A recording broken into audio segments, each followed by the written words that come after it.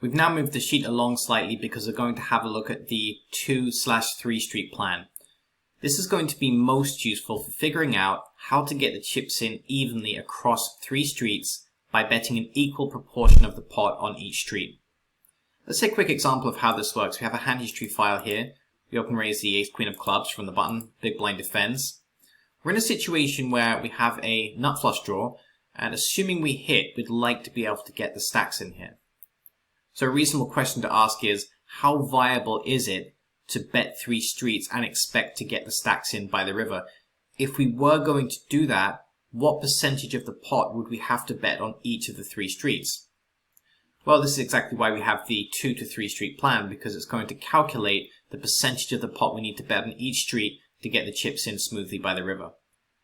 It only asks for 3 pieces of data, and the third piece of data is, are we calculating a 2 or 3 street plan? We're just going to be calculating a 3 street plan right now. So we need to input the effective stack and the pot size. So the current pot size is 6.5 big blinds. And the effective stack right now is 99.6. That's what Villain has left in his stack. We have him slightly covered with 106 in our stack.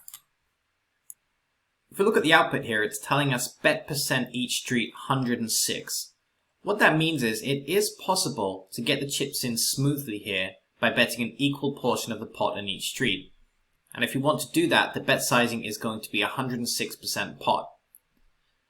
If we bet 106% pot, that's going to equate to 6.9 big blinds on the flop.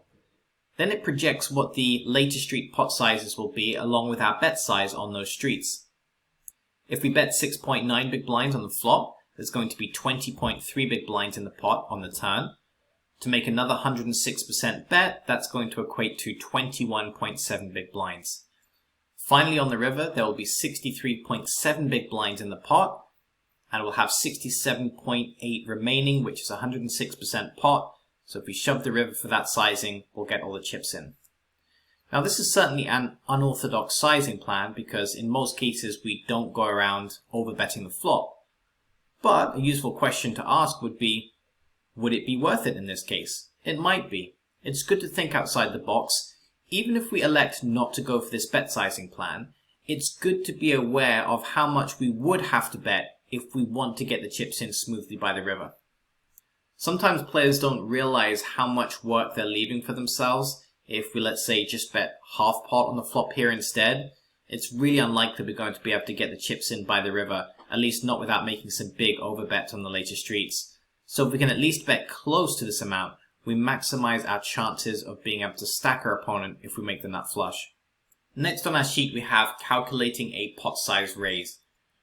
If we're playing a pot limit game online, in most cases it's going to be calculated for us, so we might not need to use this particular part of the sheet. But if we are a live pot limit player, this formula might come in handy. Or we might just be a hold'em player interested in calculating a pot size raise in a given situation. So let's follow this hand through a bit further. Here it makes a continuation bet of 3.2 into the 6.5 big blind pot.